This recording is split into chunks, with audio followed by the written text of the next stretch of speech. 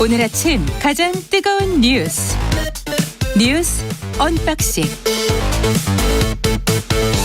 네, 뉴스 언박싱 시작합니다. 민동기 기자, 김민아 평론가 나와 있습니다. 안녕하십니까? 안녕하십니까? 예, 뭐 사안들이 막 이제 헛갈리기 시작합니다. 제대로 팔로잉이 안 되면은요. 예, 사안을 잘 모르시는 분들이 이게 무슨 많더라고요. 말이야? 네. 누가 잘못했다는 거야? 이럴 때일수록 확실하게 맥을 짚어야 됩니다. 네. 예, 일단 맥을 짚어보죠. 그래야 침을 놓죠. 상황을 정리하면은요. 예. 미래통합당이 지난해 8월 대검에 접수시킨 최강욱 열린민주당 의원 고발장 초안 있지 않습니까? 예. 이게 이제 4월 8일자 이른바 고발장입니다. 정점식 의원이 당무감사실을 거쳐서 고발장 작성자인 이 조모 변호사에게 전달을 한 것으로 확인이 됐습니다. 예. 그러니까 이제 국민의힘이 직접적으로 연루가 된 정황이 이제 드러난 건데요. 예.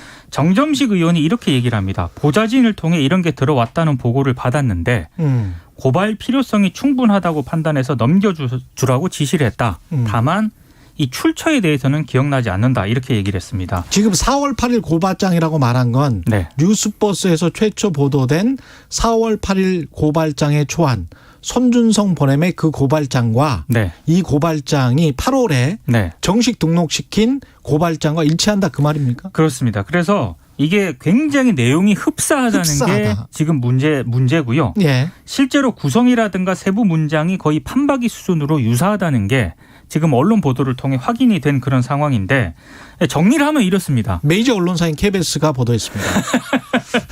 정리를 하면 이른바 손준성 검사가 예. 김웅 의원에게 전달한 의혹을 받고 있는 그 텔레그램 고발장이 있지 않습니까? 예. 이게 중요합니다. 이제 모종의 경로를 통해서 초안 형태로 정점식 의원에게 전달이 됐고 이 정 의원이 이걸 다시 당무감사실을 거쳐서 실제 고발장 작성자인 변호사에게 연결이 됐다. 이렇게 이제 정리가 되는데요.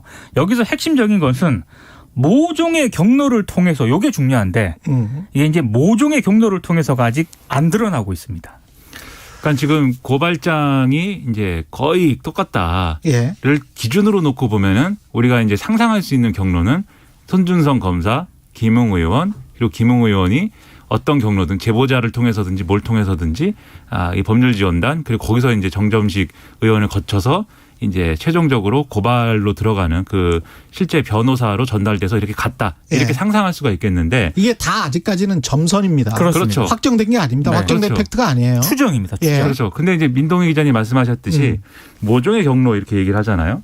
그러면 여기서 사실은 새끼리 생길 수도 있어요. 그게 예. 저는 지금 상황에 어떤 좀 집중해야 될 부분인 것 같기도 한데 예. 가령 이런 겁니다. 예를 들면 김웅 의원이 잘 모른다고 하잖아요. 그리고 제보자한테 내가 막 뭔가를 전달했다라고는 얘기를 하지만 그 제보자가 그러면 그 제보자가 당에 넘겼는지 정점식 의원한테 줬는지 이런 거는 지금 모르지 않습니까? 예. 얘기가 안 나오고 있지 않습니까? 그러면 정점식 의원과 당시의 법률지원단 입장에서는 꼭 이 서류를 김웅 의원한테 안 받았다라고 얘기할 수도 있는 거예요. 그렇죠. 네. 그러면 만약에 김웅 의원을 통해서 안 받았다라고 하면은 뭐가 부정되는 거냐면 손준성 검사한테 왔다는 게 부정이 되는 거예요. 새로운 경로를 발굴할 수도 있는 거죠. 그래서 그러니까 그게 일종의 혼란스럽게 일부러 제가 보기에는 만드는 방법 중에 하나일 수도 있는데 결국 이 사안에서 가장 중요한 점선은 아직 밝혀지지 않은 점선 중에서 가장 중요한 점선은 손준성 보냄과 김웅이에요. 그렇습니다. 김웅은 미래통합당의 당협위원장이었기 때문에 네. 당 자체라고 볼 수 있고 이 행위를 한 고발 사주를 만약에 했다면 고발 사주를 당이 했다. 아무런 문제가 되지 않아요. 고발 사주를 고발을 네. 그냥 미래통합당이 최광욱 대표에 관해서 고발을 한 주도해서 것은 했다. 아무런 그거는 문제가 안 됩니다. 팩트예요. 네. 그냥 그렇습니다. 한 거예요. 지난해 8월에 검찰에 접수된 것도 미래통합당의 고발장이었어요. 핵심은 고발 사주를 누가 했느냐. 그렇습니다. 이게 핵심인 거죠. 그렇습니다. 그러니까 검찰이 우리가 윤석열 총장 관련해서 청문회 할 때 그런 논란이 있었잖아요. 변호사법 위반. 검사는 변호사를 알선만 해도 안 됩니다. 그렇죠. 알선만 해도 안 돼요. 알선만 해도 안 되는데 고발장을 써서 정치권에 넘겨버린 거예요. 그러면 이거는 아메바 아시죠? 아메바가 과학으로 가네요. 자가적으로 생식을 한 겁니다. 검찰과 정치권은 완전히 떨어져 있어야 되는 점선도 실선도 아닌 거예요. 개별적인 거죠. 근데 검찰에서 기붕으로 넘어가는 그 순간의 그 행위가 만약에 그게 사실이면 그게 고발 사주 의혹입니다. 그게 고발 사주고 네. 그것에 집중을 해야지 다른 점선들에 집중할 필요가 없어요. 그러니까 미래통합당이 그러니까 지금 국민의힘이 어찌됐든 직접적으로 연루가 된 정황이 드러났고 언론들이 여기에 굉장히 많이 집중을 해서 보도를 하고 있는데요. 어제 이준석 대표가 기자들에게 이런 얘기를 했습니다. 저는 나름대로 핵심을 잘 짚고 있다고 생각을 하는데 문건이 누구에 의해서 생성이 됐고 초기에 어떻게 전달이 됐는지 이게 중요한 것 아니냐. 그래서 검찰 측에서 이걸 규명하는 게 중요할 것 같다. 이렇게 얘기를 하더라고요. 근데 이제 이 예. 상황이 뭐 정점식 의원이나 국민의힘이 뭐 계획적으로 뭐 언론을 속이기 위해서 뭐 이렇게 했다라기보다는 결국 이제 언론의 취재의 결과기 때문에 요 보도는 이제 요 보도가 갖는 의미를 이제 그렇죠. 짚으면 될 것 같고요. 이제 그럼 지금 말씀하신 검찰에 의해서 생성된 그러한 정보냐, 손준성 검사가 이 보낸 건 맞냐, 이 부분에 대해서는 지금 대검이 수사 중인 건데 네. 제보자라고 하는 이 제보자가 이 핸드폰을 지금 대검 감찰부에 제출한 상황 아닙니까? 네. 근데 일부 보도를 보면은 대검이 이 텔레그램 메시지가 조작이냐 아니냐, 그 손준성 보냄이 조작이냐 아니냐는 판단을 했다는 거예요. 이 일부 보도에 나오면. 근데 이건 조작은 아니다. 라고 결론을 냈기 때문에 수사에 들어가고 있는 것이고, 그래서 이제 이 공익 제보자의 어떤 공익 신고자의 신분이나 이런 것들도 확정을 한 것이다. 이렇게 지금 보도가 나오고 있거든요. 그러면 이 대검 감찰부에서 나오는 여러 가지 또 소식들이 있을 테니까 아마 그게 보도가 되면 이제 검찰에서 어떻게 넘어갔는지가 일부는 밝혀질 것이다. 이렇게 생각이 됩니다. 그렇습니다. 그 부분이 명확히 밝혀져야 되고, 그다음에 지금 우리가 최강욱 대표 관련된 고발 그 의혹들만 지금 집중을 하고 있는데 지금 언론들이 집중적으로 보도하는 거는요. 작년에 예. 4월 8일자 고발과 관련된 그런 내용이고요. 예. 두 개가 있지 않습니까? 4월 3일자가 4월 3일자가 있습니다. 근데 예. 4월 3일자 같은 경우에는 윤석열 전 검찰총장하고요. 예. 부인 김건희 씨와 관련된 명예훼손 이런 내용들이 주로 들어가 있거든요. 이게 근데 더 심각할 수 있어요. 근데 4월 3일자와 예. 관련된 이런 내용들은 언론의 레이더에서 조금씩 사라지고 있는 것. 요건 또 좀 그거는 이제 그게 만약에 사실이라면 총장의 심경 또는 사적 정보 뭐 이런 것들을 보호하기 위해서 검찰이 나선 겁니다. 그러니까 요거는 그렇죠. 맥을 또 어떻게 짚어야 되냐면, 언론이 이제 4월 8일 날 이제 고발장에 집중하고 있는 거는 4월 8일자 고발장에 검찰에서 와서 당시 미래통합당으로 가서 뭔가 그 절차를 통해서 고발이 된 것까지 이르게 됐으면 똑같은 경로로 보내진 4월 3일 고발장도 그러한 취지와 의도로 보내진 거 아니냐. 이제 요렇게 가기 위해서 4월 8일 고발장에 집중하게 되는 그런 부분들이 있는 건데 예. 지금 말씀드렸듯이 이 4월 8일 고발장의 맥락을 이제 방어하려고 하는 즉 이것은 검찰에서 오지 않았다라고 하는 측은 그래서 4월 8일 고발장과 4월 3일 고발장을 분리하려고 할 수 있는 거죠. 지금 예, 상황은. 그렇죠. 예. 그렇기 때문에 요 4월 3일 고발장이 어디로 실제로 이렇게 전달이 된 거냐는 역시 이건 마찬가지로 검찰에서 이 4월 8일 고발장이든 4월 3일 고발장이든 검찰에서 누군가 작성해서 보냈느냐 이게 규명되면 예. 마찬가지로 4월 3일 고발장의 문제도 같이 이제 같은 맥락에서 볼 수가 있게 되는 거죠. 그러니까 제보자가 핸드폰을 제출했다라고 하니까요.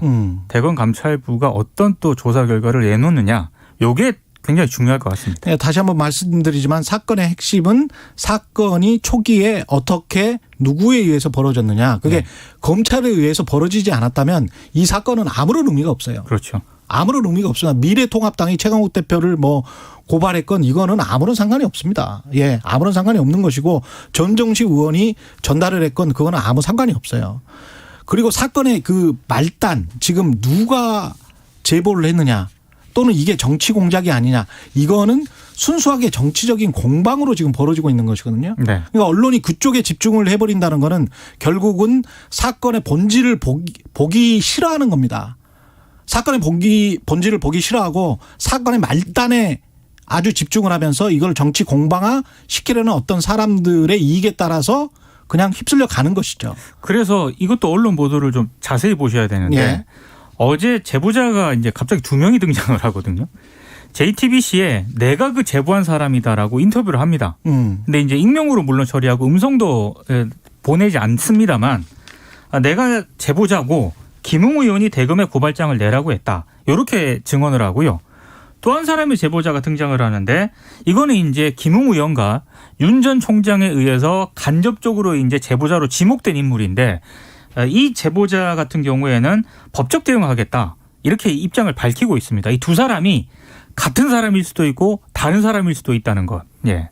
보도를 좀 잘 보셔야 됩니다. 그 편의적으로 이 JTBC 제보자와 그다음에 이제 지금 뉴스버스 제보자. 예, 기자회견을 한 제보자 좀 분리해 가지고 이렇게 설명을 드리면 일단 이 지금 기자회견한 제보자에 대해서는 어떤 여러 가지 진실성이나 신뢰성이나 이런 것들을 국민의힘 내부에서 굉장히 강하게 문제를 삼고 있어요. 그분이 과거 이력이나 뭐 이런 게 어떤 것인지 뭐 그런 맥락이 있는 것인지.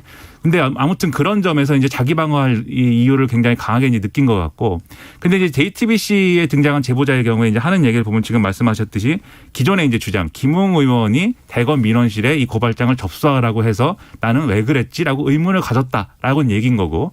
그러면 두 번째 문제가 있습니다. 실제로 그럼 고발장 받아서 어떻게 했느냐라는 거에 대해서 이 제보자는 당에 전달하지는 않았다라고 얘기를 했거든요. 그렇습니다. 그럼 당에 전달하지 않았다고 할 때는 결국 이 고발장은 김웅 의원 차원에서 김웅 의원의 차원에서 처리가 됐어야 되는 문서이다라고 얘기하는 거나 지금 사실은 비슷한 거예요. 그래서 이런 맥락들도 주목해서 볼 필요가 있습니다. 앞서 말씀드렸듯이 고발장이 4월 3일 고발장과 8일 고발장이 전달됐느냐 누구로부터 생산됐느냐 이 경로가 중간에 어디로 가느냐를 지금 짚을 수 있는 그런 내용들이기 때문에 어디로 가는 거냐 이거 주목해 볼 필요가 있죠. 예, 다음 이슈로 넘어가 보겠습니다. 어제 국민의힘 국민 시그널 면접을 했습니다. 우리 패널 중에 한 분이죠. 예, 김준일 뉴스톱 대표도 가서 맹활약을 하던데 어떻게 됐나요, 이건? 홍준표 의원에게는 주되게 이제 과거 여성 비하에 대한 질문이 쏟아졌거든요. 김준일 대표가 집중적으로 이걸 물었는데 2030 남성 지지율은 굉장히 높은데 여성들은 지지 안 한다. 돼지 발정제 발언 등 여성 비하 발언을 했다는 인식이 남아서 못 찍겠다는 것 아니냐 이렇게 물으니까 예. 저도 굉장히 이 부분은 의외였는데 홍 의원이 그렇습니다라고 쉽게 인정을 합니다. 그리고 쿨하네요. 네, 굉장히 쿨하게 인정을 했고요. 다만 류여해 전 자유한국당 최고위원에게 뭐 주막집 주머라고 했던 발언, 예. 나경원 전 자유한국당 원내대표에게 거울 보고 분칠이나 하는 후보 이렇게 말한 것은 성희롱적 발언이 아니냐라고 물으니까 예. 홍준표 의원이 막말이라는 비판은 수용을 하겠지만 이건 성적 희롱은 아니다라고 이제 좀 반박을 하는 그런 풍경이 또 펼쳐졌습니다. 이건 뭐지? 기준이 다른가 봅니다. 막말과 예. 성희롱이 그렇게 큰 차이가 없는 것 같은데. 기준이 예. 다른가 봅니다. 예. 그러니까 뭐 홍준표 의원은 본인의 이제 강점인 최근에 이제 2030 남성들의 지지를 많이 받고 있는 거에 대해서 뭐 기초적인 사실을 인정하고 그다음에 나머지에 대해서는 뭐 자기가 아니라고 주장해야 될 것은 아니라고 지금 주장하고 있는 차원인데. 예. 근데 홍준표 의원은 상대적으로 보면은 그래도 대응을 뭐 어느 정도 한 축에 속해요.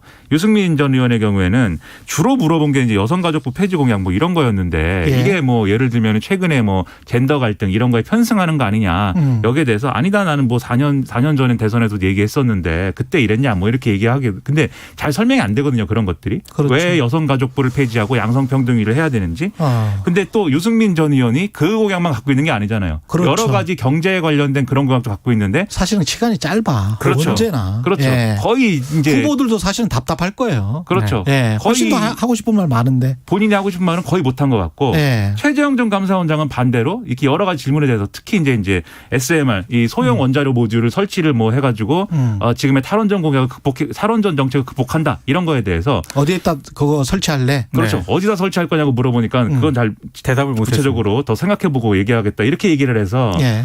할 말이 없는 후보였나 보다 애초에 약간 이런 인상을 주는 그런 현상들도 그 벌어졌거든요. 핵심이 그렇게 안전하면 그걸 서울시내 한복판에다 설치하면 인정해 줄게.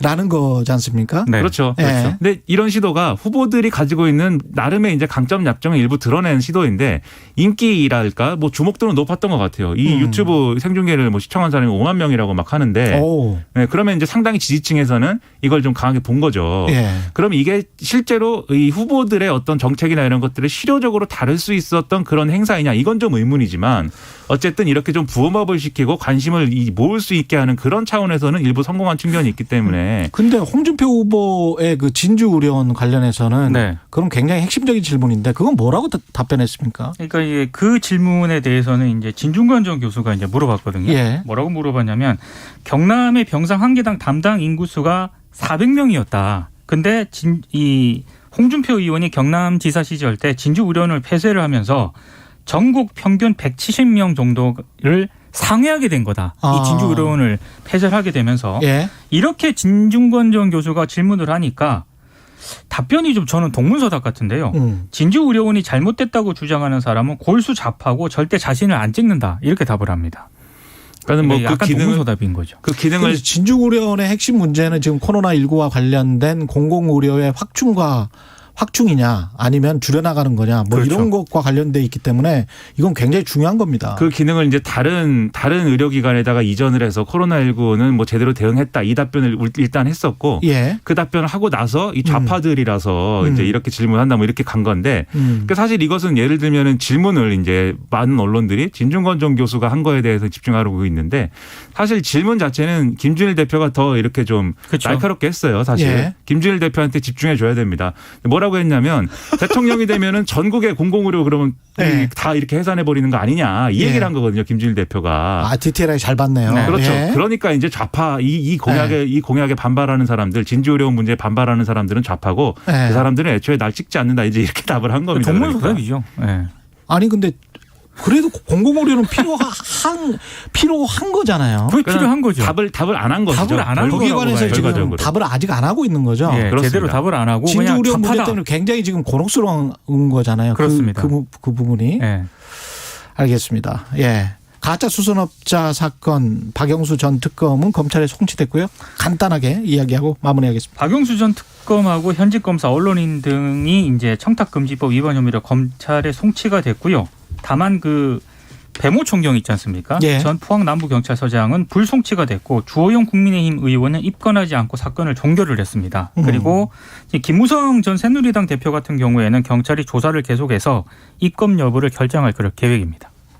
결국 이제 청탁금지법에 총액 기준 있지 않습니까? 그렇죠. 한 번에 네. 100만 원 그리고 1년에 300만 원 이 기준을 어떻게 계산하느냐에 따라서 입건이 되고 안 되고의 차이가 생기는 것이고 꼭 99만 원만 드십시오. 그렇죠. 그리고 뇌물로 넘어가려면 대가성이 확인이 됐어야 되는데 대가성을 확인을 못했다라고 지금 경찰은 주장하고 있는 거여서 예. 결국 자의적으로 이 100만 원, 300만 원 기준을 계산을 해서 경찰 출신만 빼준 거 아니냐 뭐 이런 불만도 나오는 것 같고 여러모로 의문이 남습니다. 99만 원만 먹고 싶지만 9만 9천 원도 먹기 힘든 세상입니다. 아 근데 다만 제가 한 가지 언급했거든요. 예. 다른 사람 이름은 다 실명인데 예. 꼭 그 부장검사 있지 않습니까? 부부장검사. 그렇죠. 예. 이분 이름은 언론들이 다 익명으로 씁니다. 이게 한 번 나왔었지 않아요? 이 부장검사 이름이 또? 거의 안 나오고요. 거의 안 나와요. 어떤 언론은 나오고 어떤 언론은 안 나오죠. 거의 안 나옵니다. 거의 안 나옵니다. 그 인터넷 매체 정도나 얘기를 하고 있습니다. 네. 메이저 언론에서 우리 깝시다. 네. 다음번에. 예. 메이저 언론은 거의 안 나옵니다. 예. 그리고 하나 더 윤석열 전 총장 이거 정치 공작이 맞다고 생각하는지 그것도 한번 물어볼 필요가 있어요. 예, 알겠습니다. 예. 뉴스 언박싱 여기까지 해야 돼요, 지금. 예. 민동기 기자, 김민아 평론가였습니다. 고맙습니다. 고맙습니다. KBS 라디오 최경영의 최강시사 듣고 계신 지금 시간은 7시 41분입니다. 네, 최강시사 출근길 날씨 정보입니다. 현재